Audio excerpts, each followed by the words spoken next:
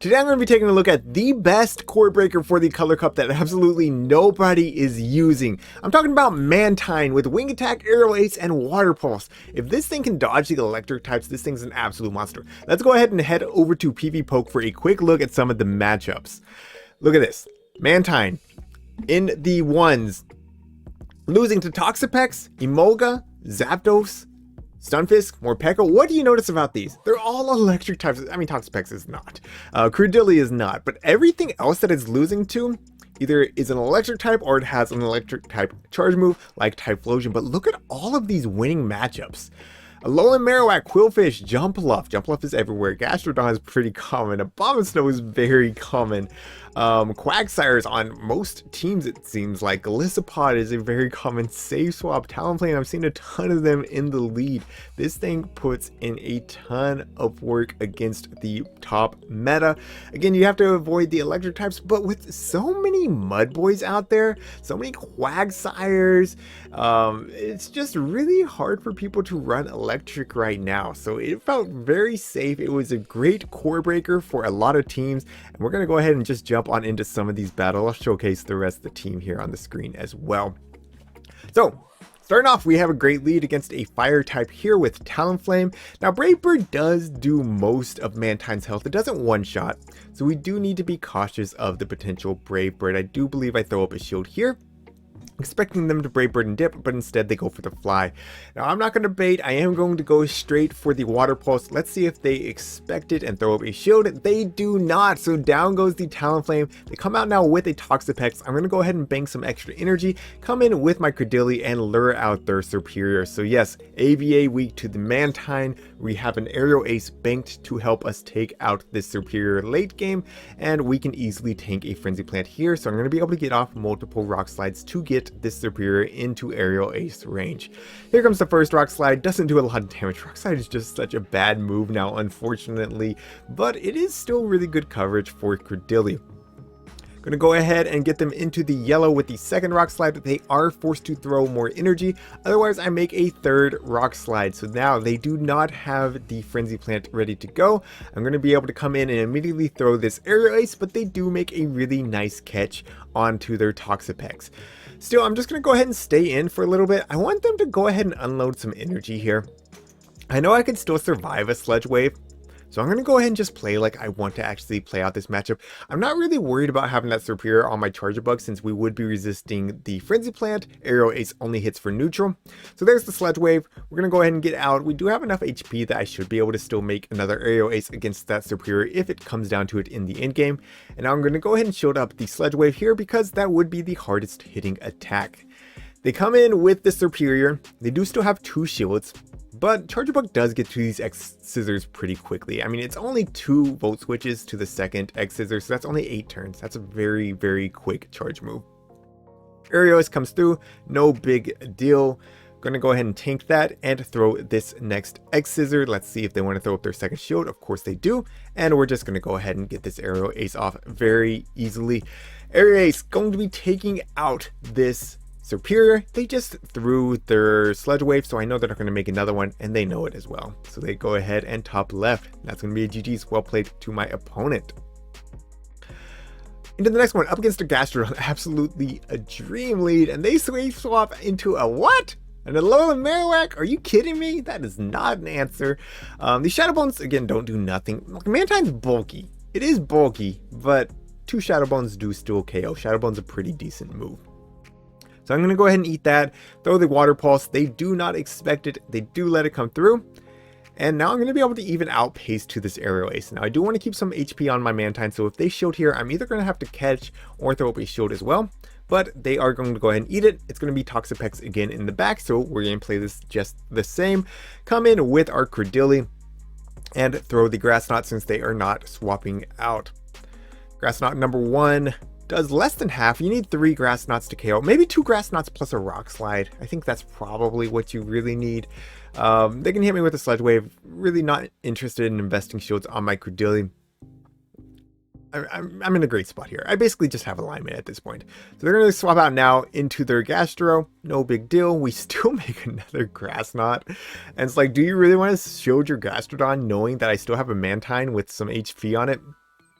Now they do have energy. We're outside of Body Slam range, but I don't really want to be sniped later on. So I decided to go ahead and shield the first one. I really don't need to shield the second one. I have enough HP here that I shouldn't be sniped by anything. So I'm going to go ahead and just go for the Water Pulse. That does put them pretty low. They actually do get the Mud Slap down. I was surprised by that.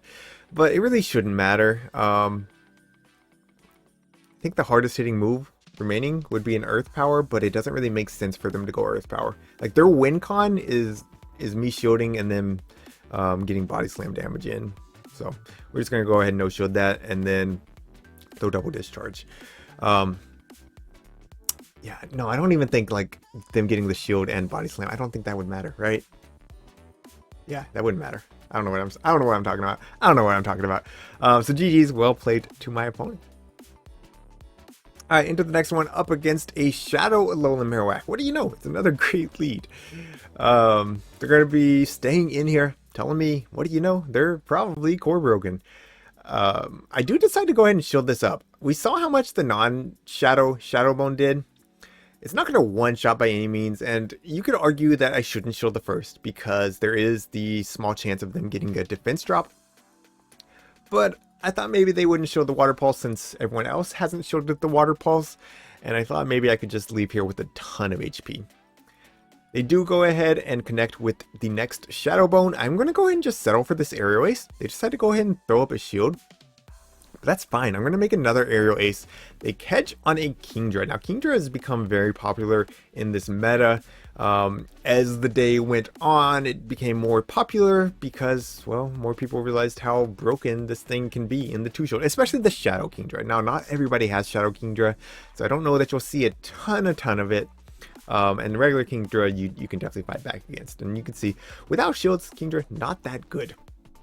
Now, they come in, and they're showing me that they want to get rid of this Charger Bug immediately. I'm not going to let them do that. I'm going to be able to throw 2 more Volt Switches, hoping that it KOs. It does not, so I am going to be forced to unload some energy with the X-Scissor. Otherwise, they make another charge move and take out my Charger Bug. And they're going to be coming out now with the Gastrodon, and I'm just in a great spot. I wanted to go ahead and preserve that Charger Bug just in case they had like a Toxapex in the back, but with it being Gastrodon, we just have Credulity to clean up. And there's another one, another Shadow Alolan Marowak. I think I do play this one the same. I think I still go ahead and throw up a shield on the first one. Again, like, you know, use your own discretion. It's probably a better play to let the first one come through. I was betting that they wouldn't get the defense drop, I guess. Is what it is. I'm going to go ahead and go for the Water Pulse immediately. Don't really like baiting here, and this time they do let it come through. Now they're going to come in with a Ferrothorn. This is a crazy swap on my part, right? Like, you don't want to bring a Credulity into a Ferrothorn, but I have a great matchup with Charger Bug into that Ferrothorn since Charger Bug does resist every single charge move. So if I can get them to do a U swap, I swap, I know that they have something else weak to my Mantine in the back, and that's exactly what happened, right? I lured out the thing that was weak to Mantine, and now I'm going to be able to have my Charger Bug on that Ferrothorn. Now, if I was in a leaderboard elo, I probably couldn't make that play and get away with it. But being in the 2600s, this isn't far off the leaderboard. It's, you know, maybe 200 elo off the leaderboard. Maybe not even that much. I'm not sure. I haven't checked it in a few days. But I felt confident enough that I could make that play. And if they didn't swap out, I would still do some really nice damage between Bullet Seeds and Rock Slides into this Ferrothorn and probably put them into single X-Scissor range. In which case, I'd still have alignment, right? I still would have had my Mantine onto their Trevenant, and I still would have had Charger Bug onto this Ferrothorn, so I still would have been fine. They're going to throw again here. I know this is not going to KO, so I'm going to go ahead and let that come through. I'm going to go ahead and just throw it bad timing, because really what's important at this point is I get this X-Scissor off. I can come back in with the Mantine. They're outside of Aerial Ace range, so I should have really just focused on good timing here. I only gave them 2 free turns versus the 1 free turn, and well, actually 1 more wing attack KO, so it was perfectly fine for me to play that way. Wait, that's going to be a GG's well played. All right, into the next one. Up against a Meowscarada. A very cool pick. They're going to Safe Swap into Starmie. This is a safe swap that I've seen getting some good hype, but Credility is a great answer here. I don't believe that they built up to the Ice Beam, so I don't have to respect that. I'm going to go ahead and just go for the Rock Slide bait here, expecting them to throw up the shield.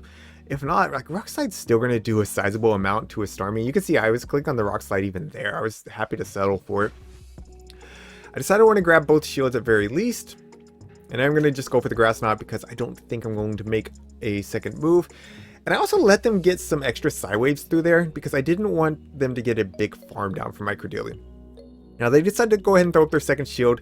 I'm going to come in now with Charjabug because I know that Meowscarada really has just no play against these remaining 2 Pokemon. Which, by the way, if you were wondering, why did you go Credility into the Starmie versus coming in Charjabug, it was for that very reason. I knew that I could one-shot the Meowscarada since X-Scissor is double super effective, and Credility has a fine matchup there, at least in the 0s and the 1s. Alright, into the next one, up against a Shadow Quagsire now. Shadow Quagsire, of course, does have Stone Edge. It would not one-shot a Mantine, but it would do a ton of damage. So I am going to go ahead and throw up a shield here on the first one. They do outpace before I make it to the Water Pulse, since the Wing Attack nerf. But I'm going to be able to unload the Water Pulse here, not really expecting them to shield. And I'm hoping that this puts them into fast move downrange. But you're going to see, it's not.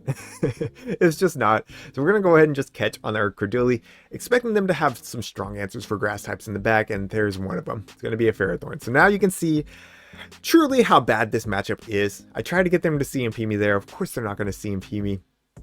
But I'm going to get this first Rock Slide off. I mean, it doesn't do nothing, but it doesn't do a lot. Regardless, it's going to be really awkward for them to Bullet See me down, and their cheapest move is Power Whip. Typically, they could have Mirror Shot. So they throw energy here and ended up being CMP. Looks like they undercharged that, which is a great play by them. But I can just come in with my Charjabug now and again resist all of the damage here. So we're going to go ahead and just eat this first Power Whip. They come out with the Alolan Marowak at this point, and I'm down a shield. I expect them to want to get some utility out of this, knowing that they don't have a great answer for my Charjabug otherwise. So I do go ahead and throw the bait, which does grab the first shield. I'm going to go ahead and shield myself here. It is, of course, going to be the Shadow Bone. What I didn't want is for them to land that Shadow Bone and then start being able to bait with the Bone Clubs. So that's the reason I threw that one up. It wasn't just, it's the first one, let's go ahead and shield. There's a little bit of strategy behind it. Now I do settle for the Aerial Ace there. Reason being, I think I can Volt Switch down or maybe even have them into X-Scissor range. We simultaneously swap here, which allows me to get this really nice Volt Switch down. They come back in with the Ferrothorn. I was almost at 100 energy. I should have still thrown 1 Volt Switch before throwing to give them only 2 free turns of energy versus 3.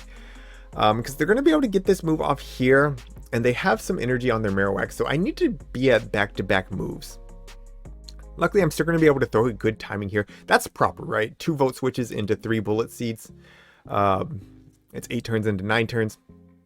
And so I was confident that they were going to be in X-Scissor range since they're Shadow. I know it's double resisted. X-Scissor is a good move though. It actually doesn't KO and we barely get the Wing Attack down. I had the discharge, so, you know, just throw the discharge, but my bad. GG's regardless.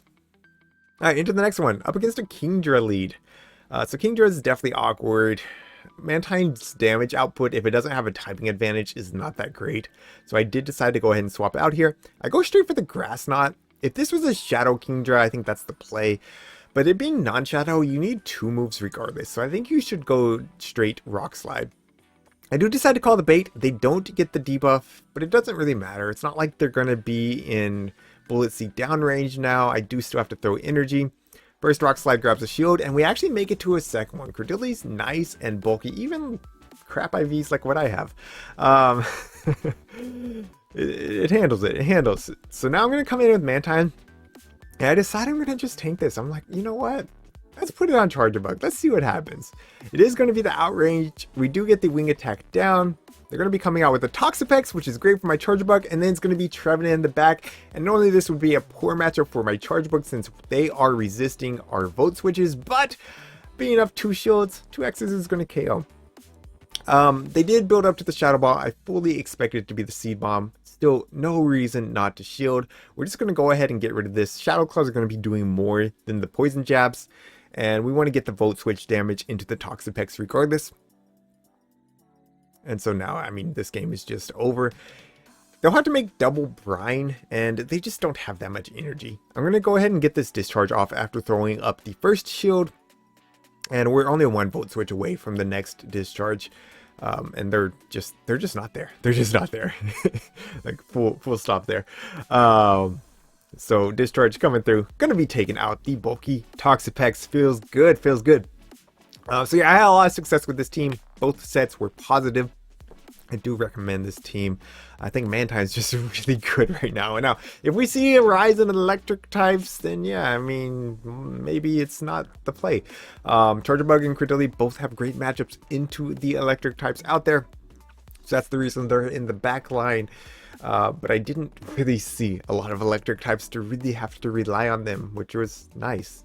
Mantine just did what I expected to do, which was core break a bunch of teams. So if you enjoyed today's video, make sure you leave a like and a comment down below, especially if you're going to try out this team. Let me know, and come back and let me know how it did for you as well. I really want to hear if it's as good of a core breaker for y'all as it was for me. That's going to be it for today. Thank you all so much for watching. Thank you to my channel members for your support. Until next time, this is ChillisFM reminding you to always keep pushing forward.